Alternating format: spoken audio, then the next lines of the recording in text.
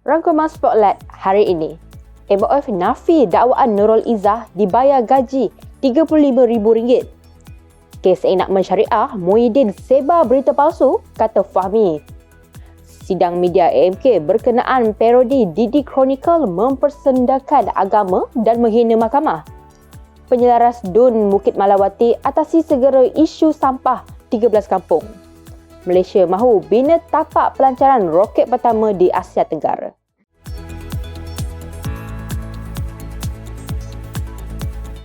Salam Reformasi dan salam Malaysia Madani. Saya Fatin Emelina dalam Spotlight Keadilan. Hari ini 19 Februari 2024, kita mulakan Spotlight dengan segmen Tangkis Fitnah. MOF nafi dakwaan Nurul Izzah dibayar gaji RM35,000. Kementerian Kewangan iaitu MOF menafikan dakwaan Nurul Izzah Anwar menerima bayaran susulan pelantikan beliau sebagai penasihat Agensi Pelaksanaan Ekonomi dan Koordinasi Strategik Nasional iaitu Laksana. MOF menerusi ciapan di laman X turut menyifatkan tuduhan ke atas naib Presiden Parti Keadilan Rakyat Nurul Izzah Anwar sebagai fitnah. Menurut MOF, perjanjian sah ditandatangani Nurul Izzah adalah untuk memberi hikmat nasihat kepada Laksana secara pro bono atau tanpa mengambil imbuhan kewangan maupun sebarang faedah seperti dimaklumkan kepada umum. Nurul Izzah membuat laporan polis susulan kenyataan berbau fitnah itu selain menegaskan tindakan menyebar maklumat palsu adalah pelanggaran di bawah Seksyen 233 Akta Komunikasi dan Multimedia 1998. Berita seterusnya, kes enakmen syariah, Muhyiddin sebar berita palsu, kata Fahmi. Menteri Komunikasi Fahmi Fadzil berkata kenyataan pengerusi Perikatan Nasional Tan Sri Muhyiddin Yassin berhubung keputusan Mahkamah Persekutuan yang membatalkan 16 peruntukan kesalahan di bawah enakmen Kanun Jenayah Syariah _1 Kelantan 2019 adalah tidak benar. Fahmi berkata demikian sebagai respon kepada dakwaan Muhyiddin bahawa susulan keputusan itu beberapa perbuatan yang bertentangan dengan hukum Islam tidak lagi menjadi kesalahan di Kelantan. Baru-baru ini Mahkamah Persekutuan dalam keputusan majoriti 8-1 memutuskan bahawa 16 peruntukan kesalahan di bawah enakmen itu adalah batal dan tidak sah.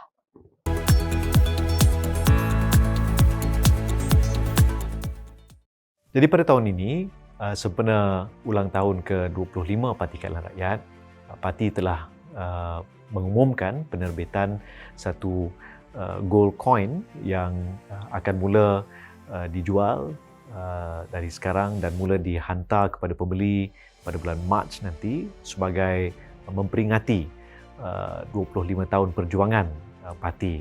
Jadi gold coin ini telah dihasilkan bersama dengan Royal Selangor Pewter. Saya harap tuan-tuan puan-puan, saudara-saudari akan dapat memberi sokongan dengan memilih untuk memiliki gold coin ini sebagai satu tanda komemoratif perjuangan selama 25 tahun Parti Keadilan Rakyat.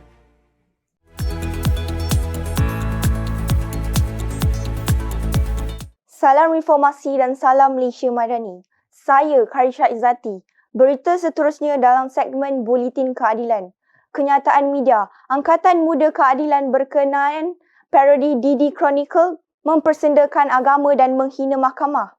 Angkatan Muda Keadilan iaitu AMK mengecam sekeras-kerasnya perbuatan pempengaruh yang dikenali sebagai Didi Chronicle yang mempersendakan agama Islam dan menghina mahkamah menerusi video parodi yang telah disiarkan menerusi akaun beliau di YouTube.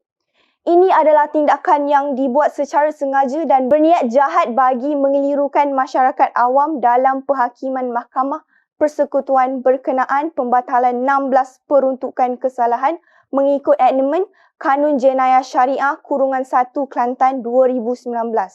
AMK Malaysia telah membuat laporan polis terhadap secara serentak di seluruh Malaysia pada petang 9 Februari lalu. AMK berharap agar pihak polis serta pihak berkuasa dapat mengambil tindakan sewajarnya terhadap isu ini. Berita selanjutnya. Penyelaras DUN Bukit Malawati atasi segera isu sampah 13 kampung.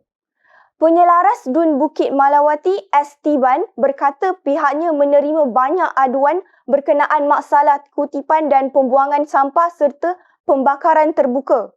Menurutnya, beliau sedang meneliti beberapa tindakan segera termasuk perkenalkan sistem pengurusan sampah kampung yang lebih efisien setelah berunding dengan semua pihak.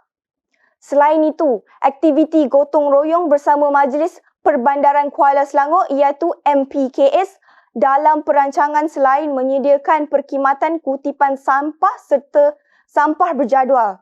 Berkenaan isu parit di Kampung Kuantan, Tiban menjelaskan masalah infra itu berlaku sejak sekian lama. Beralih ke segmen Buletin Kerajaan Perpaduan. Keputusan tambah baik struktur gaji penjawat awam dijangka diumum dalam Belanjawan 2025. Keputusan penambahbaikan sistem struktur gaji penjawat awam dijangka diumumkan pada pembentangan Belanjawan 2025 tahun ini. Jabatan Perkhidmatan Awam iaitu JPA dalam kenyataan memaklumkan cadangan penambahbaikan itu akan dimuktamad dan dibentangkan dalam mesyuarat jemaah menteri selewat-lewatnya pada awal suku kedua tahun ini untuk kelulusan.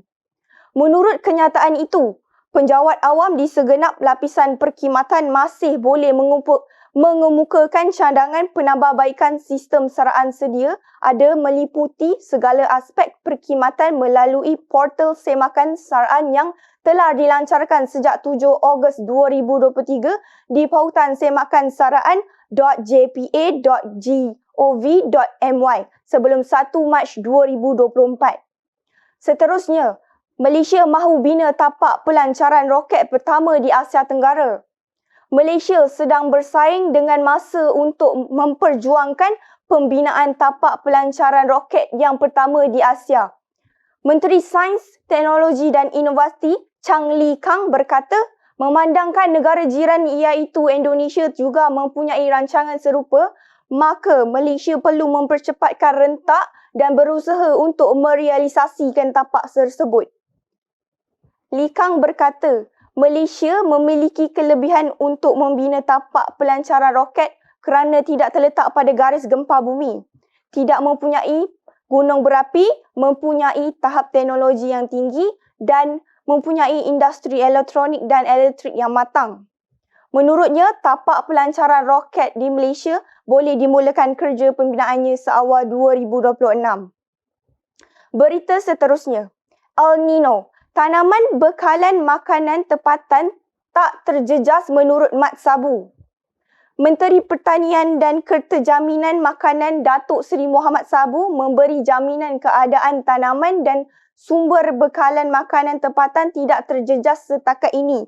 Biarpun negara sedang berdepan dengan cuaca panas dan fenomena El Nino, beliau berkata pemantauan sentiasa dijalankan dari semasa ke semasa dan pada masa sama meminta petani nelayan dan penternak mengambil langkah penjagaan kesihatan yang lebih baik terutama ketika bekerja di lampangan. Pada masa sama, Muhammad berkata pihak kementeriannya akan menyertai mesyuarat bersama Kementerian Sumber Asli dan Kelestarian Alam iaitu NRIS pada minggu depan bagi membincangkan persiapan negara dalam menghadapi fenomena El Nino.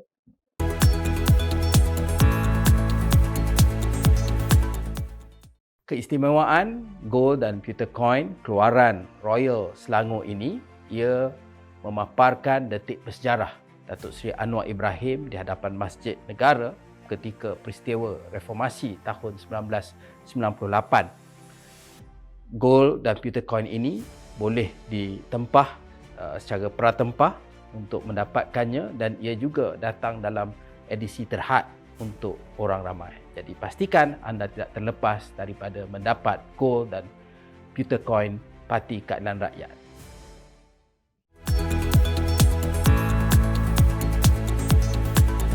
Bertemu kembali. Beralih ke segmen Buletin Rakyat. Sultan Selangor tegur ahli politik ambil kesempatan main isu agama. Sultan Selangor Sultan Sharafuddin Idris Shah mengingatkan semua ahli politik supaya tidak mengambil kesempatan mempolitikkan setiap isu melibatkan agama Islam sehingga ia menjadi modal persengketaan politik yang tidak berkesudahan.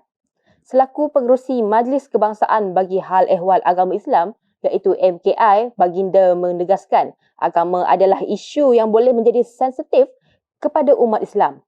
Sekaligus perlu mengelak daripada tuduh-menuduh antara satu sama lain atas isu agama yang pada asasnya boleh diselesaikan secara bersama. Sultan Selangor Sultan Sharafuddin Idris Shah mengingatkan semua ahli politik supaya tidak mengambil kesempatan mempolitikkan setiap isu melibatkan agama Islam sehingga ia menjadi modal persengketaan politik yang tidak berkesudahan. Berita selanjutnya. Pengerusi CEO Aman Palestin hadapi 52 pertuduhan pecah amanah.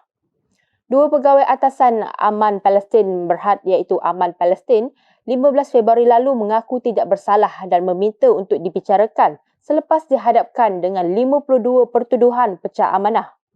Jumlah dana yang terlibat dalam pertuduhan tersebut berjumlah lebih 20 juta ringgit. Di Mahkamah Seksyen Shah Alam, pengerusi eksekutif Aman Palestin Abdullah Zaid Abdul Rahman bersama Ketua Pegawai Eksekutif Syarikat Terbabit Awang Sufian Awang Piut didakwa melakukan jenayah pecah amanah atas kapasiti mereka sebagai pengarah kepada syarikat Samudra Champa Sdn Bhd yang diberikan amanah atas harta milik Aman Palestin. Kedua-dua mereka didakwa melakukan kesalahan tersebut antara 12 Mac 2018 hingga 3 November tahun lalu di Maybank Cawangan Bandar Baru Bangi, Selangor. Semua 52 pertuduhan tersebut dibuat mengikut Seksyen 409 Kanun Keseksaan. Sekian laporan dari Spotlight Keadilan malam ini. Sebelum mengakhiri laporan Spotlight malam ini, saya ingin memberikan serangkap pantun. Bukan mudah berladang sawah, sawah ladang kerjanya berat.